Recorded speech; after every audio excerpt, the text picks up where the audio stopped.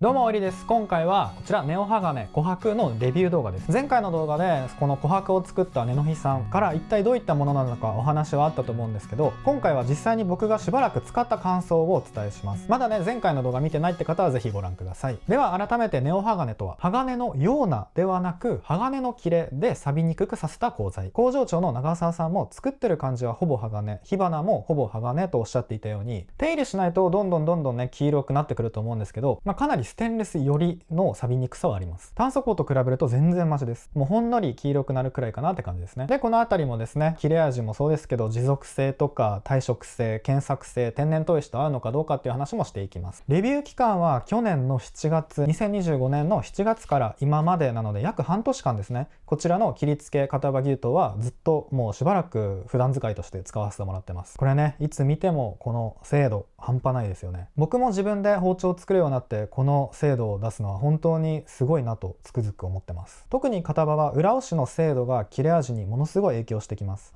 端から薄く切るとか抜くとかもですよね。より繊細な切り物をしたいのであれば精度の高い道具を使った方がいいです。これは経験上も確実です。でよくね、片刃包丁って端から薄く切るのが向いてますよって言われるんですけど、その例外として高さがあって硬さのあるものは向いてないです。具体的に言うと玉ねぎの薄切りとか人参をこの高さから切るとか、高さがそうですね、だいたい2センチくらいを超えてくるような硬いものだと裏すきの存在もあって左に食い込む力が働くので、何も意識せずに切ると入り口が薄くて出口が分厚くなります。そういう切り物の場合は裏すきのない片刃風の包丁か、フラット気味の両刃が適してますね。学校とかだとその癖を理解して頑張って片刃でこういうぶつ切りとかできるようになれって言われるんですけど、個人的には明らかに向いてる包丁を使った方が僕はいいと思うので、もうこの野菜包丁はこの1本で何でもいくんだってなったらそうなりますけど、個人的には使い分けてやる方が、包丁にとっても食材にとっても技術を上達する上でも、ちゃんと適した包丁を使った方がいいかなとは思います。では次、多くの人が気になるであろう耐食性、錆びやすさについてですね。これはこの映像を見たら一発ですよね。もう見事に左から炭素鋼、ネオ鋼、ステンレスなんですが、これ同じように均等に使っていった結果です。ステンレスは肉眼では全く錆びは確認できません。ネオ鋼の琥珀はほんのり、うっすら黄色くなってるのがわかるかと思います。わかりやすいのが炭素鋼で玉ねぎとか生姜とか柑橘系を切ると、切ったそばから食材に色がついたり包丁が変色したり鉄の匂いがグッときたりするのがわかるんですけど、琥珀ではその感じはないです。もう比べたらね、もう全く違います。かつらむきでも本当わかりやすいですよね。30分ぐらいずっと、大根つけっぱなしかつらむきし続けるともう炭素鋼って本当にこうなるんですよ。でも琥珀は全然ならない。なので間違いなく言えるのは白や青鋼に比べてかなり変色しにくいと言えます。鉄臭はこの鼻に近づけて嗅ぎに行こうとしたら、物によってほんのり気になる時もあるかなくらいですね。ただ間違いなくね、このように変色はしてくるので、銀酸や V10 のようなステンレス鋼を普段から使ってて、その錆びにくさを重要視してる方、もう絶対に変色を許さないという方は、選ばない方がいい。おすすめはしづらいなと感じました。絶対に変色は出てきます。この程度の変色は許容範囲で抜群の切れとか、研ぎやすさとかを求める方は超おすすめできます。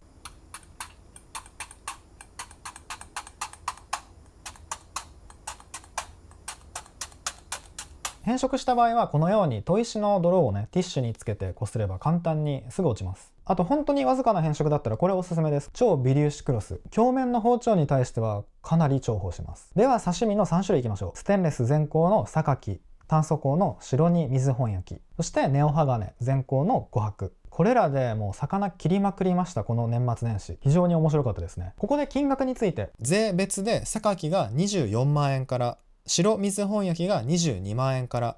琥珀が16万円からなんですよ。安いんですよ。これネノヒのこと知ってる人、ネノヒユーザーさんからしたらもう目ん玉飛び出るくらい安いと思うんですけど、何人かの視聴者さんから琥珀安かったからもう先行予約の時に予約しましたというね声もあったように、比較的安いです。なのでまずこの価格が魅力ですね。この低価格で高品質の包丁を開発してくれたのにまずありがたいなと思いました。はい、では続けます。魚切るならせっかくならね、さばくことも、僕から伝えたいこともあるので、刺身の前にちょっとレバーの話とかもします。特に頭を落とす時はぜひ包丁のためにやっていただきたいことががあって、それが関節を確実に狙ってください。骨と骨の間にこの白い部分というか、ここを確実に狙えば余計な力は入れずにストンと落とせます。包丁もかけにくいし危なくないです。中骨分解する時も同じです。むやみに叩くよりも関節狙うのとその斜めの骨を避けて断ち切る。こうすると包丁に優しい人になれます。あとすき引きのことも、これは刺身7寸か8寸くらいのね、ちょっと短めの刺身が個人的には入れやすいんですけど、大事なのは刃付けの仕方で、刃先ピンピンよりも小刃厚めかハマグリがいいです。相手は鱗なので刃先が薄すぎるとすぐ刃やられます。刃こぼれしたりとか切れ味が本当に一瞬で落ちたりとかしちゃうので、これはっきりとした小刃ついてますよね。小刃を厚めに角度つけて40度気味でちょっと厚めに研いでます。切ってる時のコツは刃を立てないことと、力はあまり入れずに前後の動きを意識することです。角度をつけると身に入ってしまって魚がね剥げちゃいます。イメージとしてはその包丁の裏すきの部分を魚にピタッと当てることで、右に行こうとせず前後の動きを意識すれば自然と切れていきます。実際にこんなもう力の入らない持ち方でもいけて、力はもうほとんど入れてないです。包丁がぶれないように軽く押さえてるだけで引けちゃいます。すき引きってかなり大事な作業で、できるようになったら楽しいし美味しくなります。その美味しくなるというよりも、鱗取りでのこのバラ引き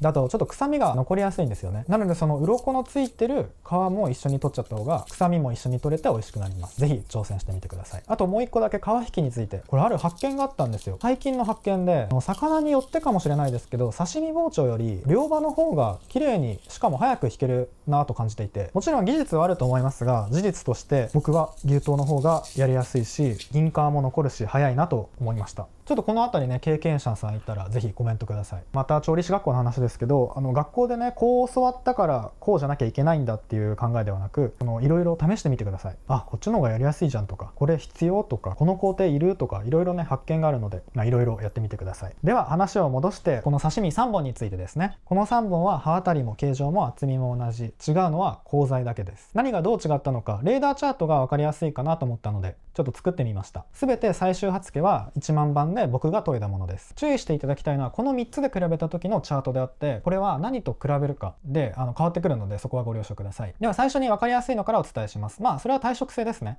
錆びにくさは圧倒的にステンレス。先ほども見せたようにこんな感じですね。ステンレスは肉眼では全く錆びが見えず、ネオ鋼はうっすらという感じです。榊の耐食性、これマックスとさせていただいてますが、あえて塩水につけっぱなしにするとか、もう頑張って錆びさせようとしたらどうなるかは分かりません。あくまでも普通に使ってて錆びてないです。こう見るとやっぱりステンレスってすげーってなりますよね。いや本当にすごい。次、検索性。この検索性というのは小刃研ぎをした際のかかりの良さ、その硬さの感じ方とか滑る感覚の少なさです。その場で取っ換え引っ換えで研ぎ比べるとよくわかり、琥珀が一番研ぎやすかったです。これ意外かもですよね。炭素鋼の方が研ぎやすいんじゃないのと思うかもしれないんですけど、違いました。炭素鋼って本当白紙は特に効くのが鍛冶師さんによって違うばらつきがあるので、全体にこれは言えることではないですが、この3本で比べた場合、僕が感じた事実として白本焼きよりも琥珀の方が刃付きの良さは良かったです。でその白本焼きと榊は明らかに硬さを感じます。同じ力で砥石にさーっと通した時に琥珀に比べて滑る感覚というのがありました。次、天然砥石。これは切り刃を研いだ際の心地よさ、乗り方とか、そして美しさの感想です。これは圧倒的に白本焼きでした。琥珀も榊も悪いわけではないですけど、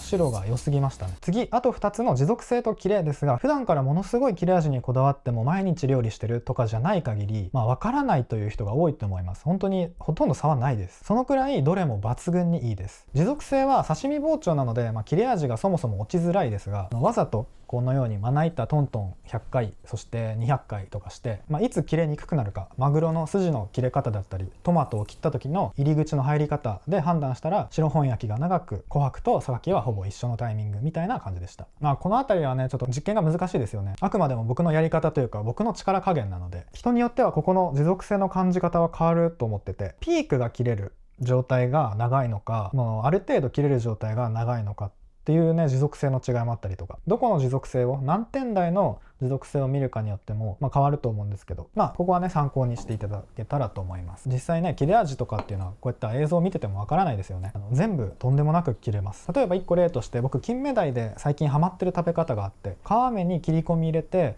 炙って塩で食べることがすごい好きなんですけど、この切り込み入れる作業相当切れ味が良くないと、この触れた瞬間切れちゃうみたいな現象はできないです。このグッて力入れてね切れることはねできる人というかそこまで難しくはないと思うんですけど、この包丁の重さだけでスッと切れる感覚伝わりますかね。これって相当切れ味良くないとできないと思ってて、それをどれも楽勝にできちゃいます。だから何で違いをつけたか、何で差を感じたかは手に伝わる感覚で評価しました。この切れというのは切ってる感のなさです。切り始めから切り終わりまでのその振動の少なさ、これは3本とも同じ研ぎだから評価できることですよね。この切ってる抵抗感というのは何が要因かというと、その刃の形状や側面の状態、研ぎ傷がすごく大きな要因になるので、3本ともこれは同じ条件だからこそ違いが分かります。もし今回の動画を見て自分の持ってる包丁でそれぞれ試すとなっても、それはもう鋼材というより形状の話になってくるので、そこは注意してください。形状って本当に大事です。包丁購入する時に何が一番大事って言われたら形状ですね。熱処理に関してはもうユーザー見えないじゃないですか。だからそれを省いたとしたらもう形状です。形状こそ切れ味、そして使いやすさだと経験上僕はそう思ってます。つまり研ぎですよね。その厚みだったりしのぎありなしとか刃先の厚みとか、そういう形状が使いやすさです。はい。で話を戻して、この切れ最も切ってる感覚がなかったのは白本焼きでした。ものすごい軽く切れます。でその軽さが琥珀榊と続きます。で今回メインは琥珀なので、琥珀について改めてこんな人にはいいんじゃないか、やめた方がいいんじゃないかってお話をすると、ある程度の変色、こんな感じの、うっすらとした変色が気にならない人でしたら値段的にも琥珀は押せます。使ってたら徐々にサビは出てくるので、その包丁を拭く癖がない方とか、あと特にですけど料理終わってもう包丁しばらく使わない、包丁しまう時ですよね。その時にもう水分が一滴も残らずしっかりと拭く癖がない方はやっぱ錆びやすくなるので、それが嫌だという方はステンレス選んだ方がいいです。僕は仮拭きを布巾で、そして本拭きで最後ティッシュで拭いてます。鋼を普段使ってる人からしたら琥珀を使った時に琥珀の錆びにくさにはびっくりする人多いと思います。逆にステンレスしか持ってない、ステンレスばっか使ってる人は琥珀を使うとってね、多分このうっすらとした黄色い感じでなるほどねってなると思います。なのでこのサビをどう思うかですよね。僕は全くネガティブな気持ちはなくて、むしろ可愛いなって思えるし、僕にとって包丁のメンテナンスって非常に心地いい時間なので、僕のようなタイプの人は琥珀好きってなる人は多いと思います。逆に炭素鋼までいくとちょっとほっといたらもう思いっきり錆びてるとか、取り返しのつかない、もう表面部分も錆びちゃったとか、もう取り返しのつかないことになるリスクだったりとかあるので、そういう意味でもこの錆びにくさっていうのは琥珀の魅力ですよね。はい。あと琥珀、これはあんまり関係ないんですけど、その根の日さんの包丁の僕が好きだなってポイントはバランスの良さですね。なんか使いやすい、なんか心地いいみたいな。特に刺身包丁はね、ぜひ一度使ってほしいなと思うんですけど、切ってて違和感のなさが不思議なんですよ。包丁のバランスがいまいちだと少なからず手のどこかに意識を向けるんです。でも根の日さんの刺身はなんかその感覚がなくて、なんか自分の手のような、手が包丁になったんじゃないかって錯覚するような、そんなイメージ。そのくらい自然ってことですね。あと精密研ぎだからこその切れ味は間違いなくあります。裏押しの均一感とかもうほんとすごい大事です。これって少しの差かもしれないんですけど、そういう部分、裏押しの部分とか平の部分、切り刃の部分とか絵付けとか肌触りとかいろいろねあると思うんですけど、そこの一つ一つの小さい差が重なるとすごい大きな差になりますよね。本当に使いやすい、使い心地のいい包丁なので、これでね結構プロの方も愛用してる方が多いんだなと感じました。なので包丁買う時手に持って素振りするっていうのはやっぱ大事ですね。いいなっていう気づきがあります。ではこんな感じで琥珀ぜひ。琥珀は今年2026年4月8日から受注開始ということで、興味出た方はその日を待ち構えててください。はい。では以上なんですが、最後に今回根の日さんの話題ということで、本当タイムリーな話が、僕ら夫婦最近ネットフリックスで白のスプーン黒のスプーンっていう韓国を舞台にした料理対決番組があるんですけど、これめっちゃ面白いんですよ。ぜひ見てほしくて、そこに出てる料理人さんたち、僕ね包丁めっちゃ見るんですけど、ネノックスを使ってる人が何人かいるんですよね。その根の日さんの包丁とか、やっぱりその日本の包丁、根の日さん以外でも福井の黒崎さんの包丁とか堺の包丁とか、やっぱり使ってる人が多いなって感じてて、やっぱね嬉しくなりますね。その日本人としてやっぱ日本の包丁ってすごいんだって思います。めちゃくちゃ僕好きな番組なのでぜひご覧ください。では終わります。ここまで見ていただきありがとうございました。そして根の日さんいつもありがとうございます。今後ともよろしくお願いします。それでは今回の動画少しでもいいなと思っていただきましたら、ぜひグッドボタンとチャンネル登録よろしくお願いします。ではまた次の動画でお会いしましょう。ありがとうございました。